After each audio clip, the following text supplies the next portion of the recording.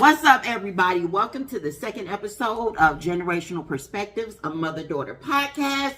I'm Boss Up, but y'all already know who I am. I'm Raylyn, and before we get started, I do want to ask you guys to like and subscribe. Yes. Comment at the end of the video, and I'm gonna hand it back over to you. You want to start us off? Yes, because look, okay, today is Sunday, and we know it's already been a few days since the late great D'Angelo passed away, so everybody should know about that right now. And I kind of wanted to do, we kind of wanted to do a show on the experiences that we've had with music in my generation growing up and her generation growing up, and how throughout different stages of our lives, music shaped us.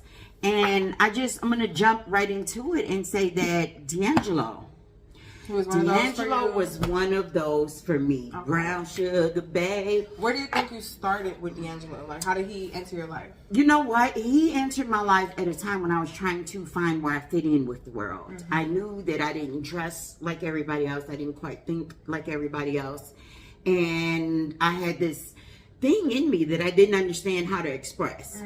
And then I discovered neo-soul. Okay. And D'Angelo played a huge part in neo-soul, and it just spoke to something in my spirit. And I was like, oh, I partially found my people because I realized I was more than that. Yeah.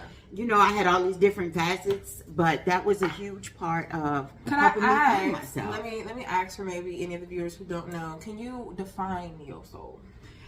Ooh, are you asking me? Yes. For you, what is it? We're going to cut the show now. No, you know what? Neo-soul for me is a reach back to the ancestors.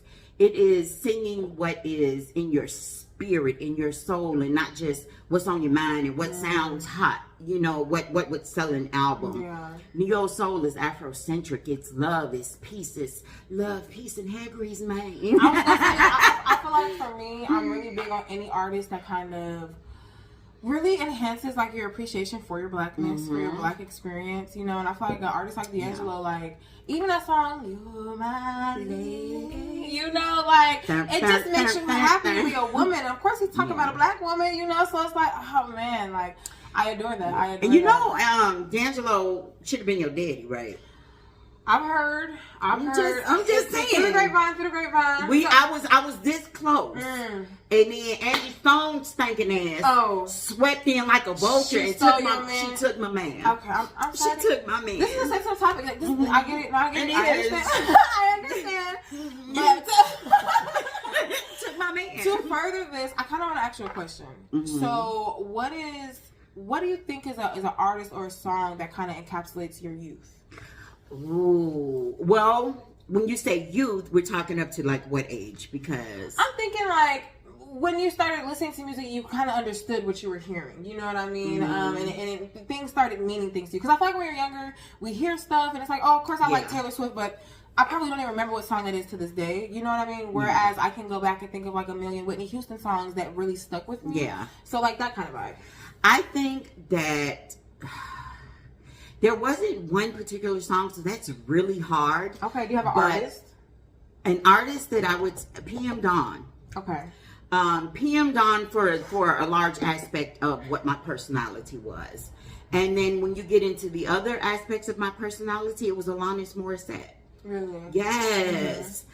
It was something about her. She was such a free spirit, and I was. Yeah. And I didn't know that that's what that was called. I just thought I was this fucking weirdo. Just a weird girl. I thought I was a weirdo. But you know, that's what people make you feel. I feel like especially back then, it was like it was a style you had to have. It was the hair you had to have. It was so many things that like you were looking for approval from like outward, you know what I mean, to make you feel better. When it's like people like that, Alanis Morissette, she kind of set that you know that's the tone that you can just be, just be. And it definitely was that people were doing like the short haircuts, the baggy clothes. The girls were wearing the midriffs with the.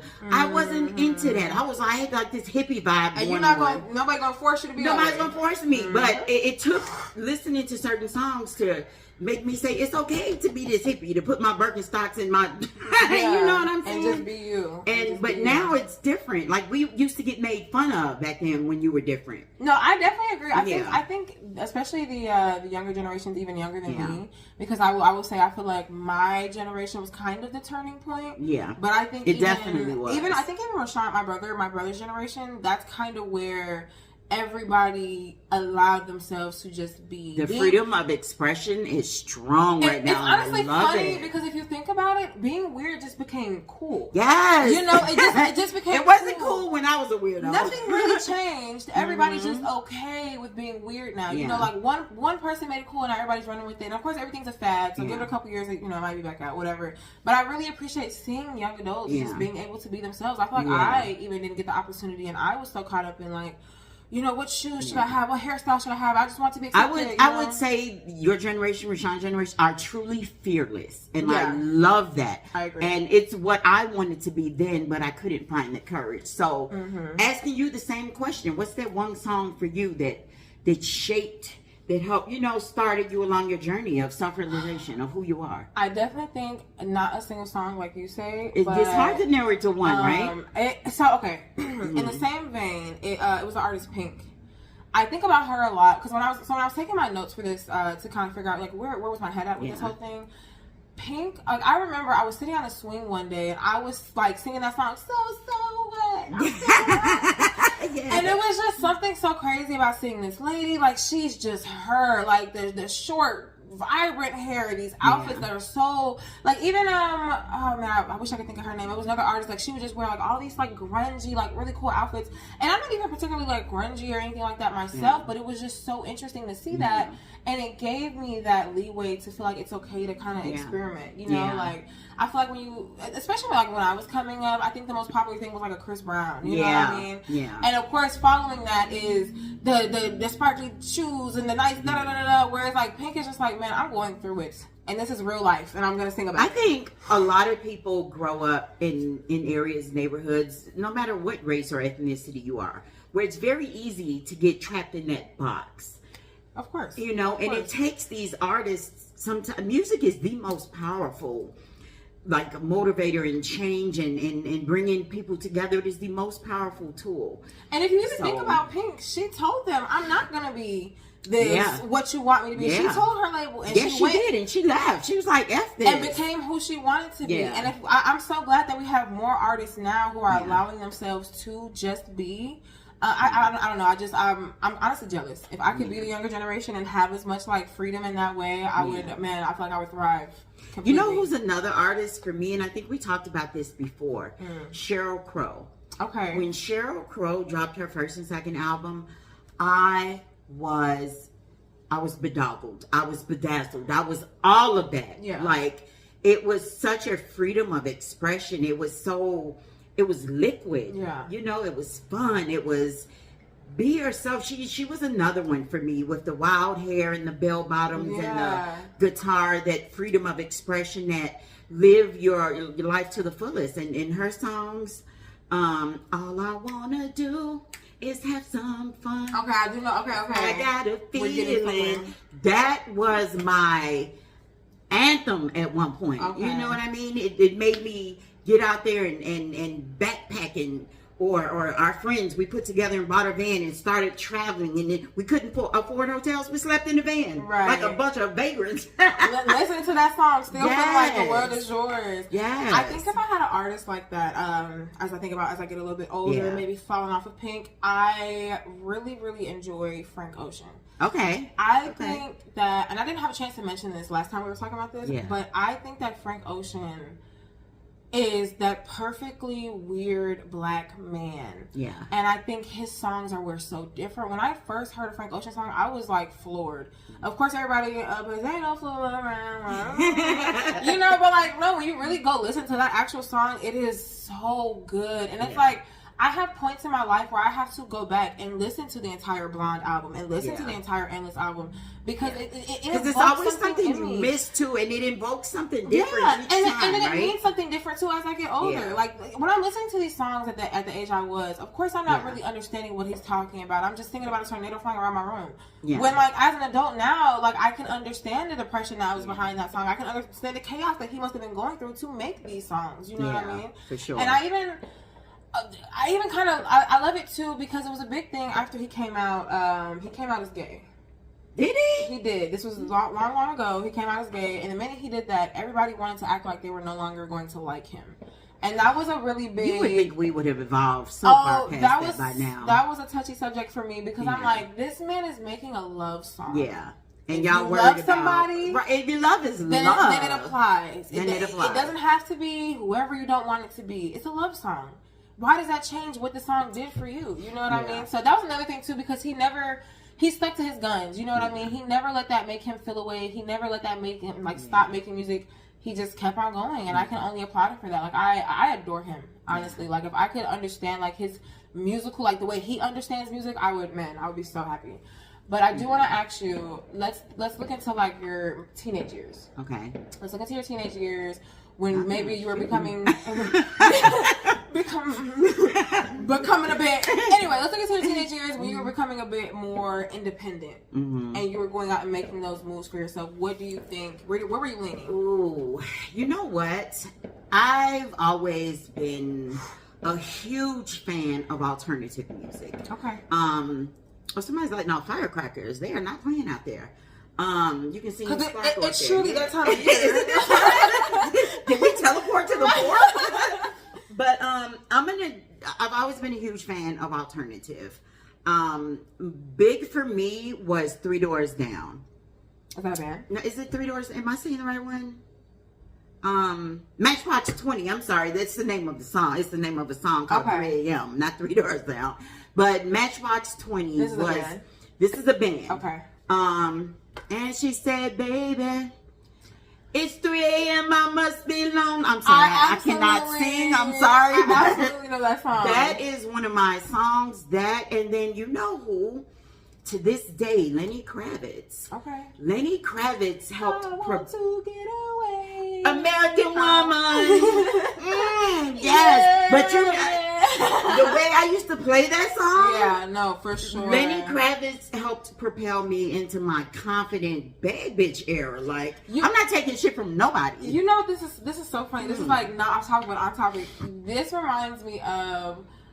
Let's just talk about light-skinned men with big hair. I love Maxwell. I was going to say Maxwell too, but Lenny beats him every time. But yeah, Maxwell. Tell you, I think because Maxwell makes that music, it is so. I think these days, especially, maybe I'm just not out there enough, but I feel like it's so rare to just see a man kind of just like laying it on the track the way Maxwell used to do. You know, it's just that good old soul, baby. Hanging. Yes. I don't know. That's crazy. But it's something about singers like that. They just put it all out there. Yeah. There's no holding back. It's no, I'm going to sing something that I know will sell. They sing what they love, and so it conveys and you feel it. That takes me to Alicia Keys. Oh, my goodness. Let's talk about Alicia. It's always for me, because I sing. I've been a singer for a couple years. She sang. I've been a singer for a couple years. Not professional or anything, but I've been in choir. And she should be. Don't get me started. but Alicia Keys, right? What's that song, Fallen? Oh, man. And it was just like the layering of that song. Yes. Oh, just gorgeous. And that kind of leads me into really two of like my probably favorite artists that I think I've had, especially like that kind of followed me through my youth. And this is like another big one where it's like the songs have completely different purposes as I become older, and I can only appreciate that. It's so nice to enjoy a song one day because you're just young and you just want to, and then to hear it the next day and it's like I'm brought to tears because I'm going through this exact thing. It's like wild to me. I don't know. That's like one of the most fun parts of growing up. But Adele. Adele, she has my heart. I love her. I think that, I mean, I hate that, you know, like throughout her career, maybe she was made to feel away for her size or whatever case may be, because she, like, vocally, there are very few people touching Adele. I'm sorry. It's not anymore. Her range is something that people don't even aspire for. And that's why I'm so passionate about, like, when I sing, because I am a powerhouse singer. And she's one of those people, her, Whitney, Alicia Keys, they influenced me to be a powerhouse singer. Why would I want to sing a bop when I can dig into my diaphragm and pull out the most beautiful thing you've ever heard? You know what I mean? Like, be it a ballad or a pop song, you know, when like, she sings, you feel it in your gut. And she's not singing about nothing. She's not gonna make a song about nothing. Oh, she's telling stories every time she sings. Every single one of them songs. And I think that's why people are drawn to her because they can relate to her story. You see yourself in that story. Absolutely. Especially when she's singing about heartbreak. Everybody has sat down to Adele song. Absolutely. And just been, ugly crying. Absolutely. Ugly crying. I think I mentioned this the last time, but there's on her most recent album, the 30 album, I got it for my 21st birthday. Actually, it was my 20th birthday I got it for when I got a record player. And it's a song on there that, if you go back and watch the last episode if you want a bit more information on this. But, me and my mother, we had a tumultuous relationship growing up that then has blossomed into something, like, indescribable. Yeah. And it's a song on her 30 album called My Little Love. I remember when I first heard it. I think I sent it to you right away. Yeah. Because I listened to it and I was like, it's just so nice when somebody can relate to your experience. I feel like certain things can feel so lonely. Yeah. You know what I mean? And just knowing that there was another mother out there just trying to figure out how to be the right mom. And there's a child out there who just is wanting to just love their mom. You know what I mean? Like, the song just encompasses what I think we've gone through and like where we are today, and it genuinely, like, every time I hear it, brings me tears. Like, I really, it's one of those songs, as much as I love it, I can't listen to it because it brings me to tears. You know what you just reminded me of? Now, forgive me, I don't know the artist. I'm gonna sing the song. If y'all know the artist, please drop it in the comments, because now it's gonna be stuck in my head until I figure it out. So drop it in the comments. This song, from the time I was a child and I was in and out of foster homes, group homes, homeless, being physically abused, sexually abused, there was a song. I'm going to sing a little bit. Everybody come here now. Okay. Ooh, child, things are gonna get easier. Ooh, child, things are getting brighter. I know exactly what you're talking about. Someday. That song is one of the songs that, from the time I was a child up until right now, is one of my songs that I hear that makes me feel everything at once. Or if I'm going through something, I can listen to that song telling me that everything's gonna be okay, and I believe it. Y'all, please drop the name of that artist in the comments, because I don't feel like it. I believe it. I know it is. That is one of the only songs that can make me truly say, you know what, everything is going to be okay. You know what song I have that's like that? What? So this song is really kind of, like, you ever heard anything that just kind of brings you back to childhood peace? Like, just the bliss of ignorance, like, genuinely. It's a song by Corinne Bailey.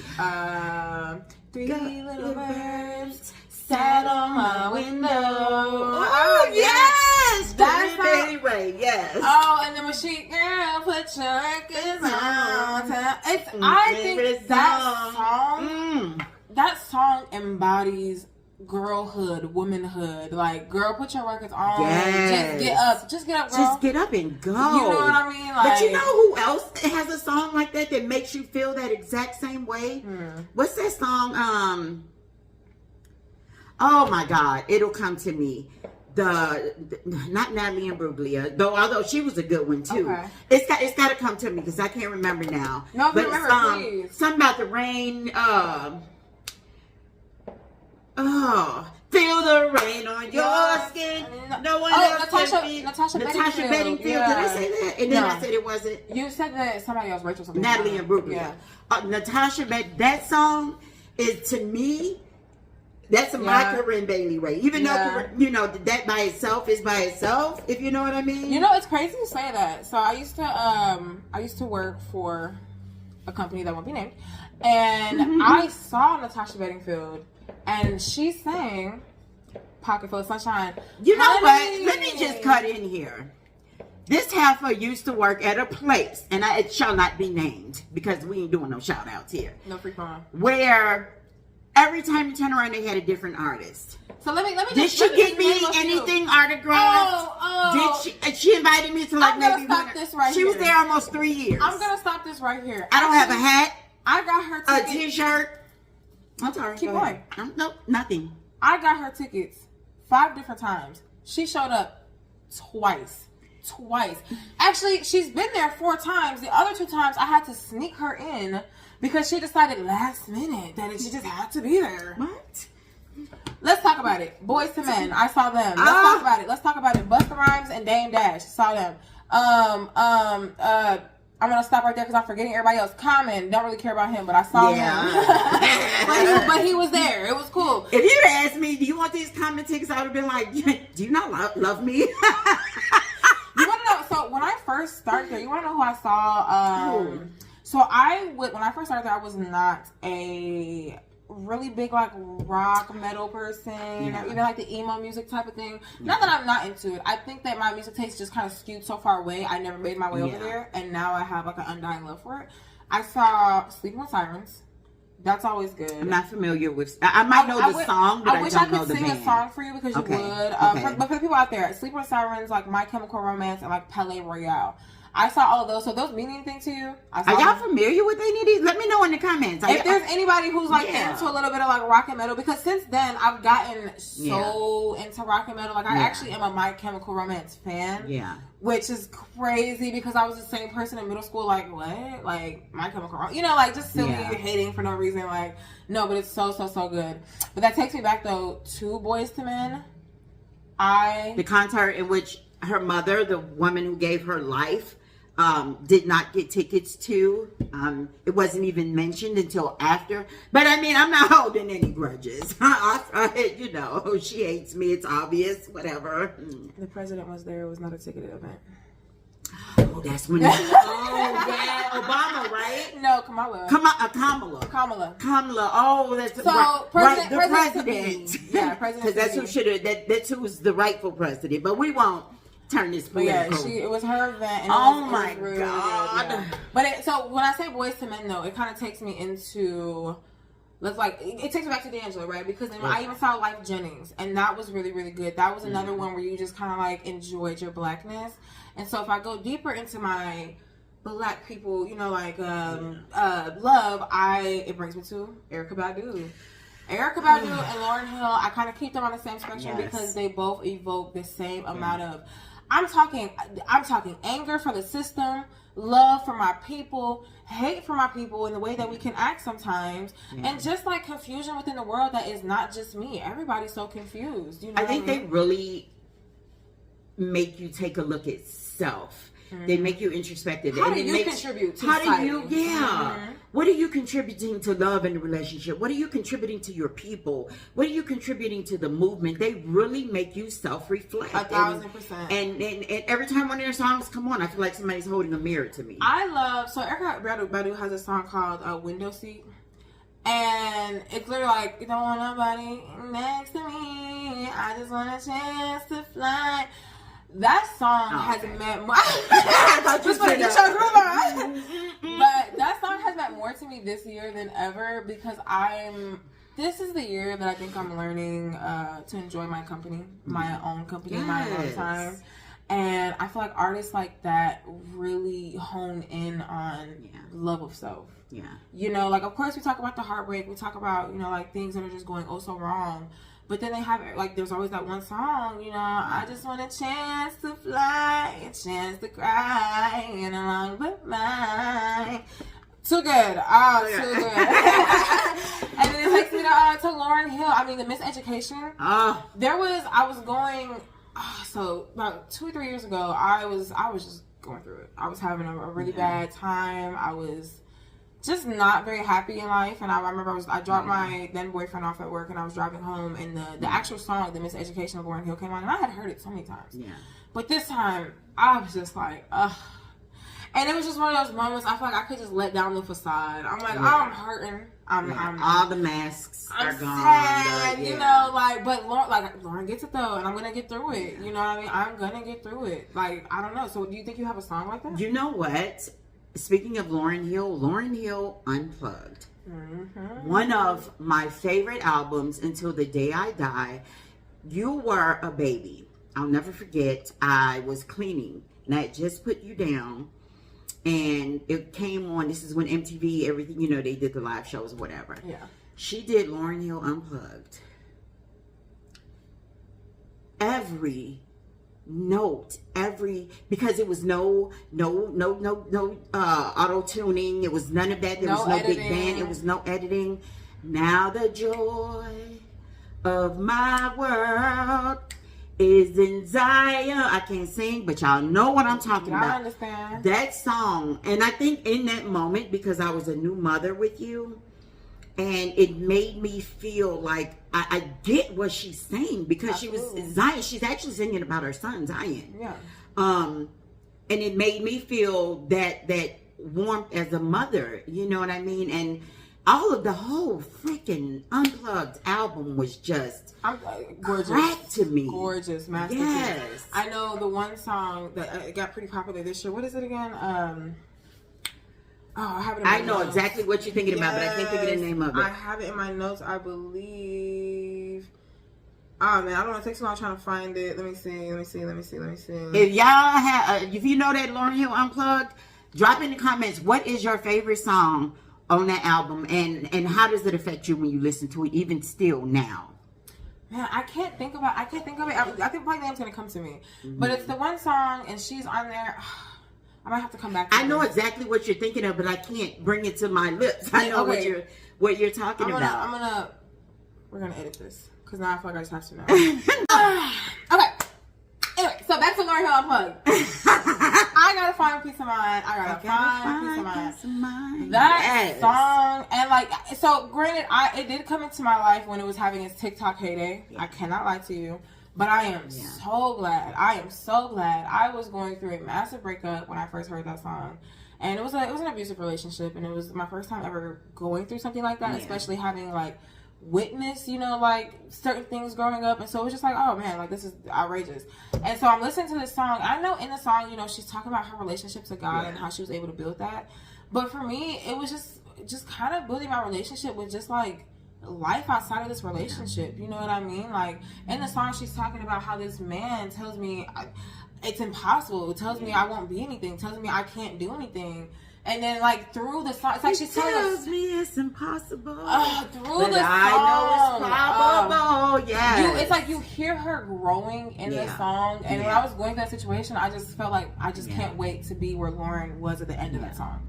Like I can't wait to be able to rejoice in the love that I found for myself through this heartache and through this pain. That song, it struck a chord in me for sure. I think what that song did, because I grew up really chaotic, and I always wondered about people who had peace of mind. What does that mean? I didn't realize it meant whatever it meant for whoever it meant what it meant.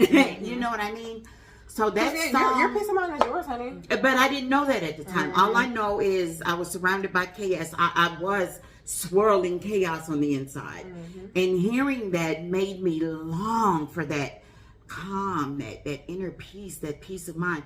I now know what it means. So when I hear it now, it's not tearful. It's peace of, And I think I can say the same. Like even through the kind of somber beginning of that song, I can just appreciate every word that she's singing. I feel like, I don't know, man. Like that. Like if I had to think of another artist who did that for me, I probably would say, oh man, I don't know. Do you have an artist that did that for you? They did what? That just kind of makes you feel peace of mind. Like who do you go to? Who do you go to when you need a little peace of mind? Hands down, the Queen, Sade.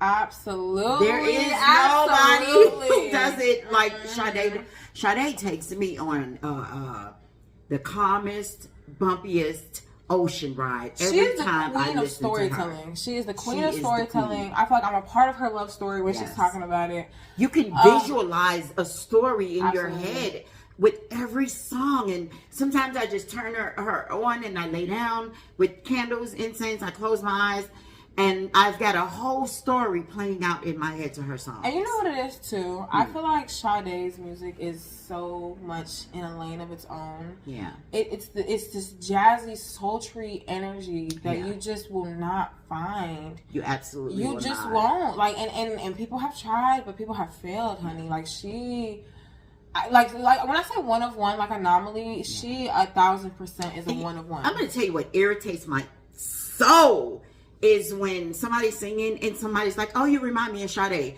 I want to slap the shit out of them because no, you don't. No, you don't. You will never be Sade. You're great. You're awesome. But Sade she is her own category.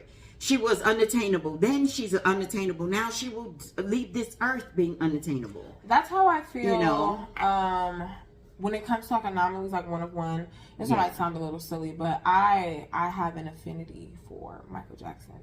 I think his songs, although all of them are like, you know, they are just pop songs, they are just, you know, radio R&B, but I'm talking the vocal layering, the instruments, the actual instruments that go into every single one of his songs, the music videos, the artistry. Every single music video is a movie. You're watching cinema. Like it. The love for his craft that he had, I've never seen anybody else have. Yeah. And I'm like, to this day, like heartbroken over the passing of Michael. I cannot lie to you. I was very young. Like when it came on TV, I kind of looked at it and I was like, okay, you know, I was super young, didn't really mean anything to me. I wasn't even a Michael Jackson fan then, you know what I mean? Yeah. But as I get older, as a music lover, you just know where to go. And I feel like Michael Jackson, if you want to have a good day, put on some Michael Jackson. If you're having a bad day, put on some Michael Jackson. If you're going to work out, put on some Michael Jackson. I love Michael Jackson, grew up with Michael Jackson. Absolutely love Michael Jackson. But I think I was more a fan of his videos. Oh, absolutely. His videos were epic. Absolutely. Let me tell you something. When Thriller debuted, everybody in the world was glued to the TV for that debut. And then, Annie, are you okay? Mm-hmm. When that debuted, I am such a huge fan of his saga, the drama that he gives my you favorite, in his video. Remember the Time? Remember that music video? Let's talk about it. They're in Africa. I mean, they're in Egypt, and the Egyptians are what? Black. Yes. Thank you. I loved every second of that music video. His little dance moves, his little outfit. I think Michael Jackson. And I think he had everybody that was somebody in that video at that time. Oh my goodness! If you know how like reincarnation, all these things. Or reincarnation, that's what I meant to say. I really hope that before I'm long gone, I get another rendition of a Michael Jackson somewhere, somehow. Yeah. Because his style of music has never been remade, and I don't think it should be. But I would love somebody to just put that much energy into their craft. I even get irritated when I see people like doing, like singing his songs on, like, ew, no. He's one of those people, he's not meant to have a cover. No, he's not meant to have a cover. Like, that's like a great movie, like Psycho, the movie. Mm-hmm. There should have never been a remake of Psycho with whatever the guy's name is, the tall skinny. Some things are just classics. They are cut and dried, and they are meant to stay right there. You know, on the movie topic, I feel like we're redoing a bunch of movies that don't need to be remade. So that's how I do with the same music. But that's another video for another day. Do you know who my Michael is? Let's hear it. Prince. Oh, absolutely. And I think get your guitar, girl. Get your guitar.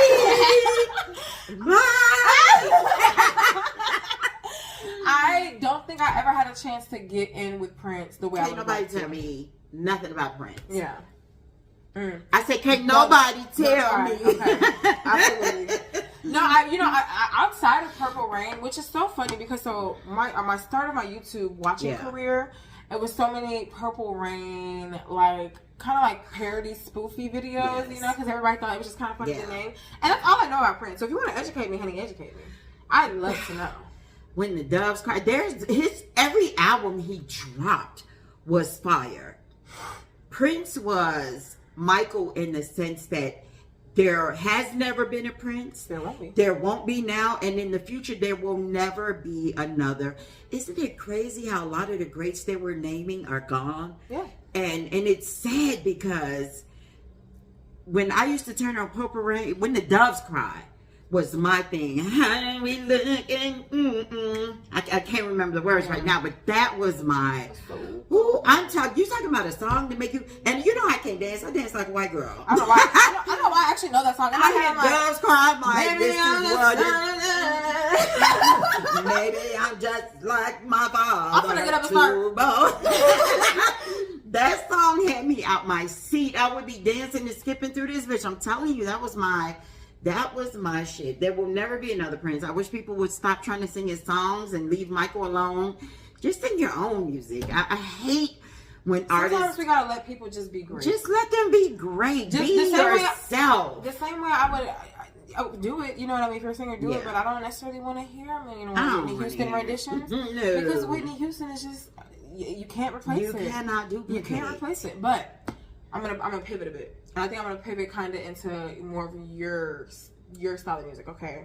So what's my style? There's a subsection of music that I'm currently really into that my mom is like the head woman of. If you come to Chicago, you need to check in with her first.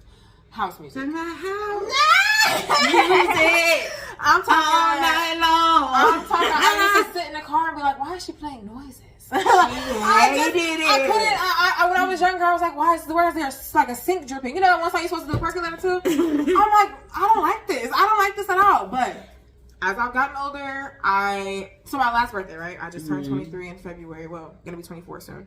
But for my 23rd birthday, I kind of themed it around the feeling of house music. I wanted it to be that Chicago night. You know what I mean? When you go out, you're just on the dance floor. I'm talking effing it up. So an artist that's a little bit maybe unknown that I'm learning to really enjoy is an artist named Charlie Geer. Yeah.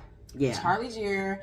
He has the song, oh my God, Charlie Geer, and also there's one called ANOTR, and that one is like, relax my eyes, it's a flash of light, na, na, na, na. Now, one thing I do not like is when people try to infuse techno with house. I think house is just taking that kind of turn, though. No, it's not. You don't think so? No, it's not. Because what's happening is, and I'm not making it a race issue, but it's a lot of white artists that are doing it. Techno and house just, to me, do not belong together. And I'm not saying there's anything wrong with it. I personally cannot stand the sound of it. I think there's a thing, and I wanna preface this and let you guys know that I'm not trying to make a divide. I think there is white house music, and I think there is black house music. And white house music would be techno. Yeah, but here's the thing though. I think that there's techno, and I think there's white house music. Because I think that there have been good white house songs that most definitely I heard you say that have definitely taken on a techno feel. But do I still kind of put them more in the house category? Absolutely. And it kind of just depends on where you're at. Like if you go to a Chicago boys town, you're probably gonna get techno. But let's say you go to a rooftop in Chicago, you're probably gonna get white house. Now, if you go to a dance hall, that's where you're gonna find your black house music. And I come from the old school, the Ron Hardy days of house music, when house music was just basement beats, vibes. You know what I'm saying? Everybody's sweating and gyrating. You know, that's and it's kept that for decades.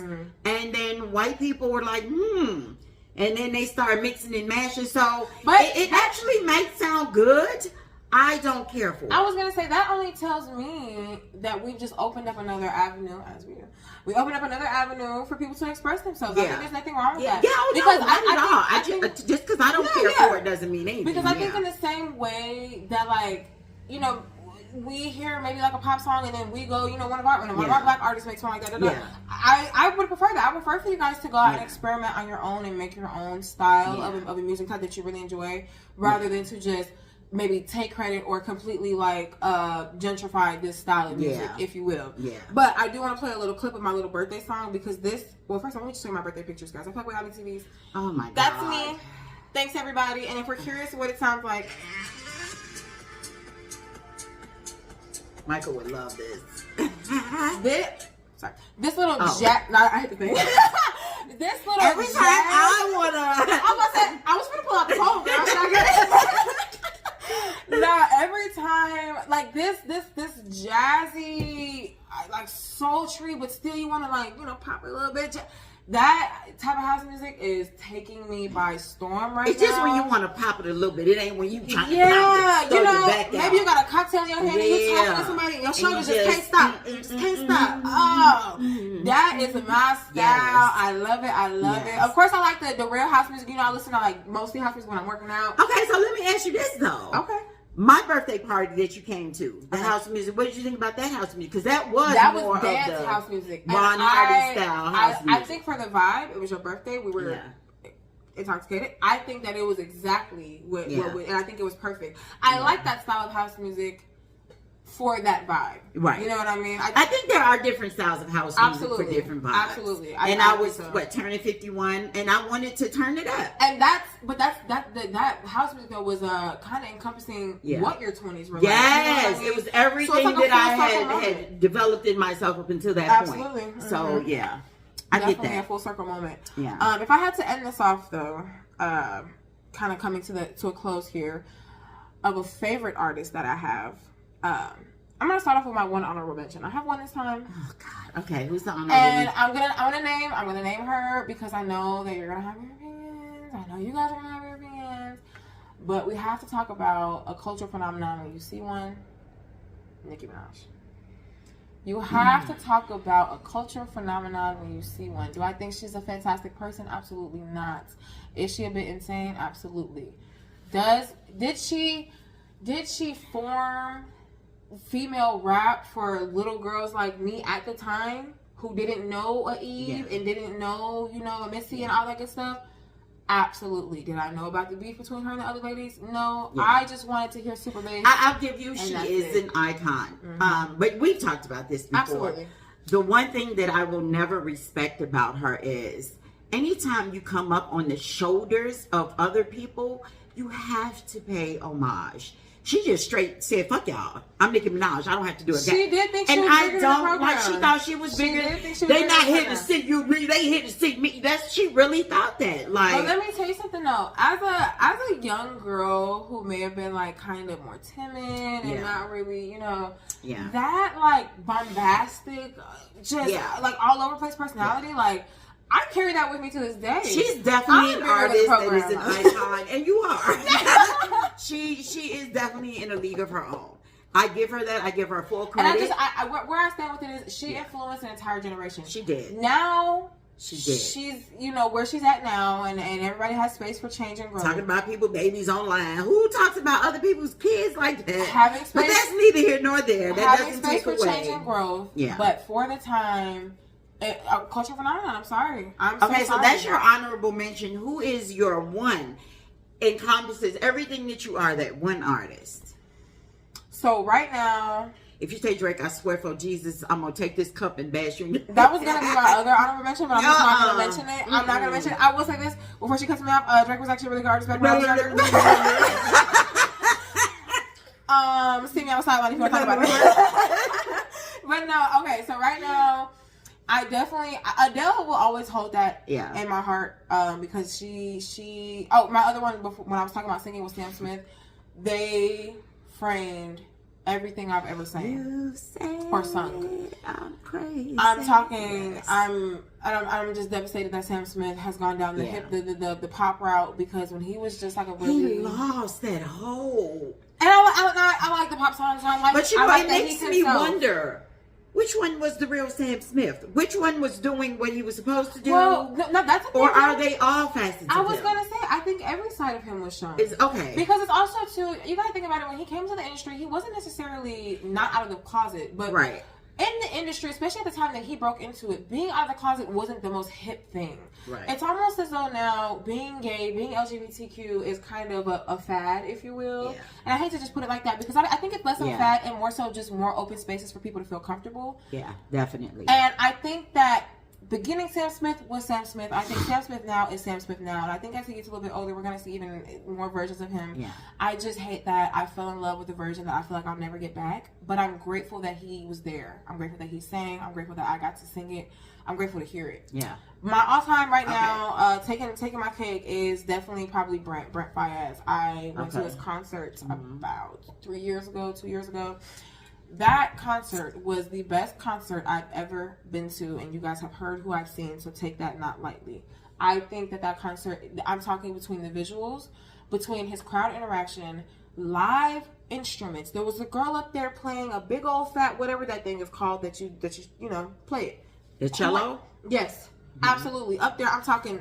She was up there. It was like up there playing a harp. A harp? Oh, a harp. A harp? Okay. Are you joking? Like, the experience. That's not easy to make that work in music like that. Honey, the experience was out of this world. I think that he perfectly encapsulates that I want to call it like a new neo soul, if you will. You know what I mean? Singing about hardships, kind of singing about those things, encompassing that old R&B feel while still making it fresh and relating to the youth that he's like trying to, get out to. I love him. I think that his music is fantastic, and I hate that he's on his way to retiring because we need more. There's not enough like you, and we need more. One day you're going to be one of those one of ones. I stand on that. To you. I feel that. Who is your... Just end all be all. You need her. You need him. Okay, honorable mention. Go. Anita Baker. Oh, absolutely. Whatever it takes to make me happy. Because I'm talking, baby voice is deep, honey. But I love it. Okay. Let me tell you something. Anita Baker taught me what it is to love like a grown-ass woman.